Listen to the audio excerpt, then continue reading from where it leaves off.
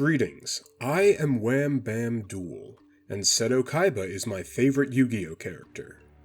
I've done a lot of character study on him over the years because he's such a fascinating muse, somebody who is so ruthless, intense, and obsessed over something that makes outsiders genuinely question his sanity, albeit never to his face, for fear of facing his wrath.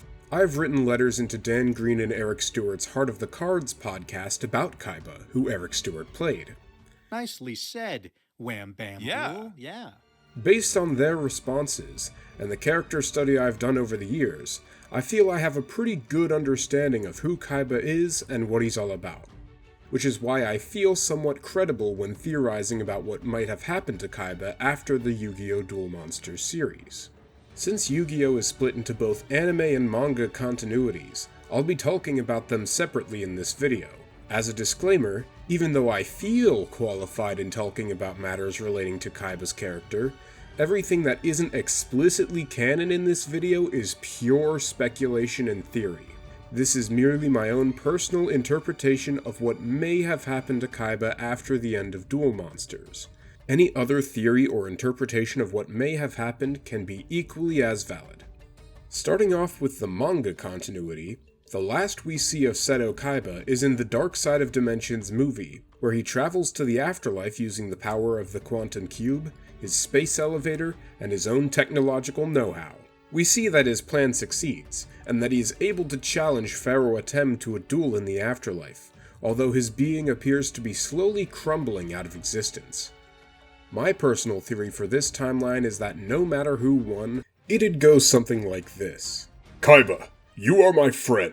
I will not stand idly by while you destroy yourself right in front of me. You don't understand what I've gone through to get here, Pharaoh. Maybe not, but I do know that a duel isn't worth losing your life over. And using all of the literal god magic that he has at his fingertips, likely found a way to send Kaiba back. Although, I think an even more interesting interpretation is that Atem stops the duel in his tracks, as he sees someone he values as a friend about to fade away forever, choosing to send Kaiba back to the world of the living before he permanently expires, but also before the end of their duel, making it inconclusive. This gives Manga Kaiba the motivation for the next part of his story.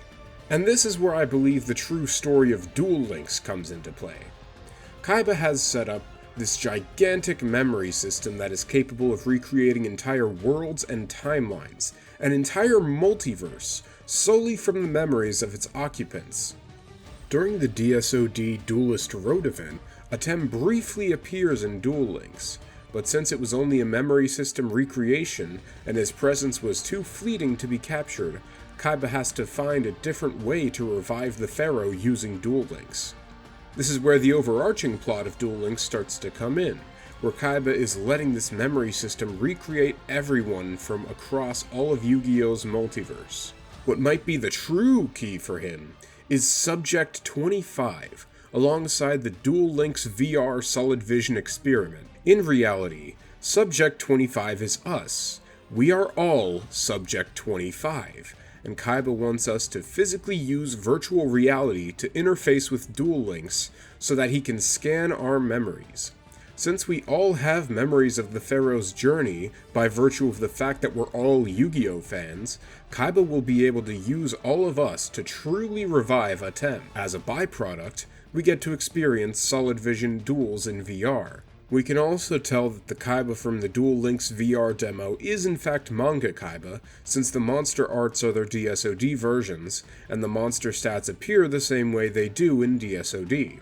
Crossing over into our reality might seem super fourth wall breaky and odd, but it's not really out of the land of possibility thanks to Kaiba's Duel Links system, which is already able to interface with the multiverse thanks to the minds that he has gathered within it, spanning all of Yu-Gi-Oh!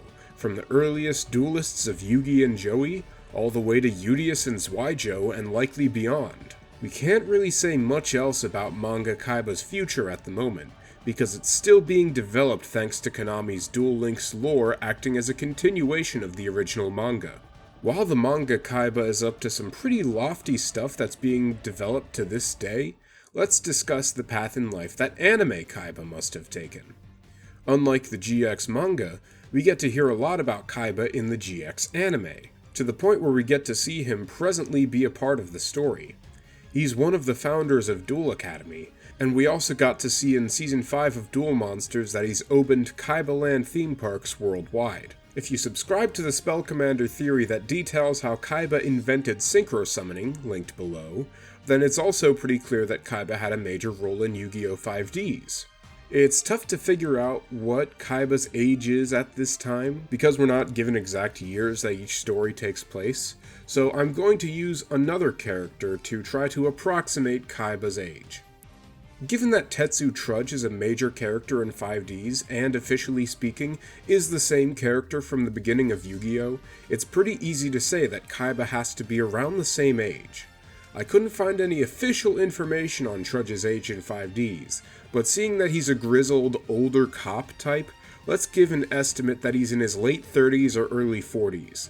The same should apply to Kaiba. It's only once we get to Zexal that things get complicated.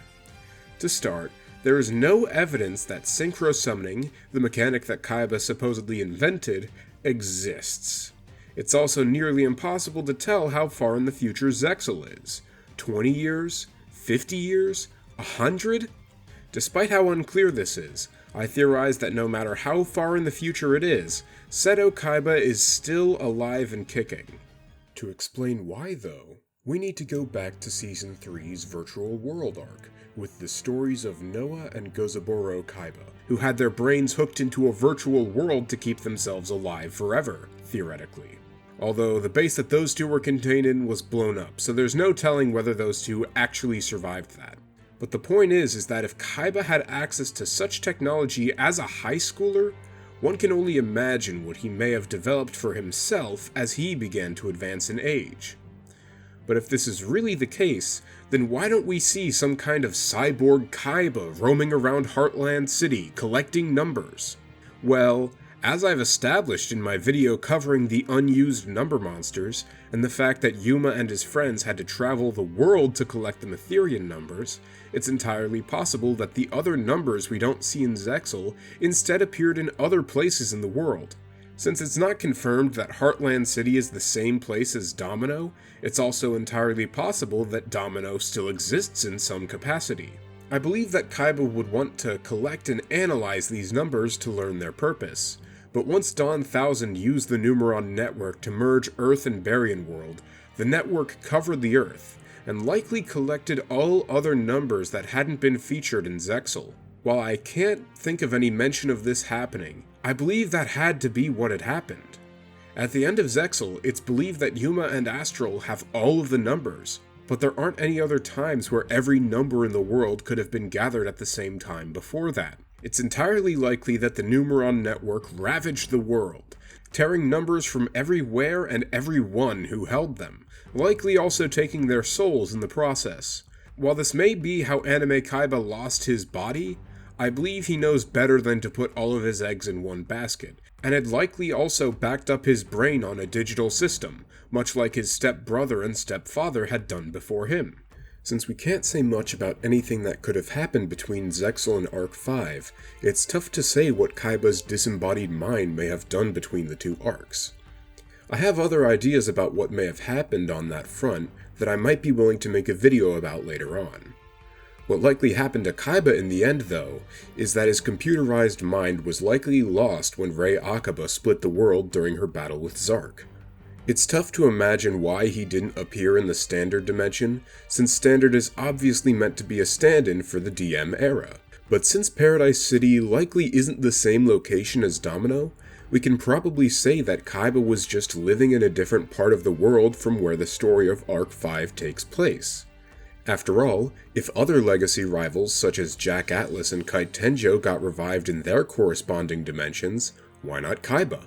Not to mention, it was Kaiba who made the first dual discs, and we do see Leo Akaba using a Battle City dual disc to reverse engineer his Arc system from. In the end, as a Kaiba fan, I find it super satisfying that we get to view his character through two different but equally fascinating lenses. On one end, we have Manga Kaiba, who became one of the most powerful characters in the Yu-Gi-Oh canon solely over his determination to face the Pharaoh once more, although not being entirely self-serving, as a lot of his developments did still become beneficial to duelists, such as his newer Duel Disk, as well as the advent of Duel Links. On the other end, we have Anime Kaiba, who moved on from his grudge and opened theme parks worldwide. After that, he did sort of transition to a bit of a mad scientist in GX, opening an academy on a volcano, sending cards into space, moving on to solve an energy crisis with card games, and becoming a number-hunting cyborg who was only stopped by the force of two worlds merging together. At the end of the day, though, Anime Kaiba devoted his knowledge and resources for the betterment of the lives of duelists. It's both extremely fascinating and satisfying to see and theorize about what happened to Kaiba. I hope you enjoyed my little thought experiment/theory. If you have any other thoughts as to what may have happened to Kaiba, I'd love to know them. Until next time, I've been Wham Bam Duel, and I'm always happy to see ya.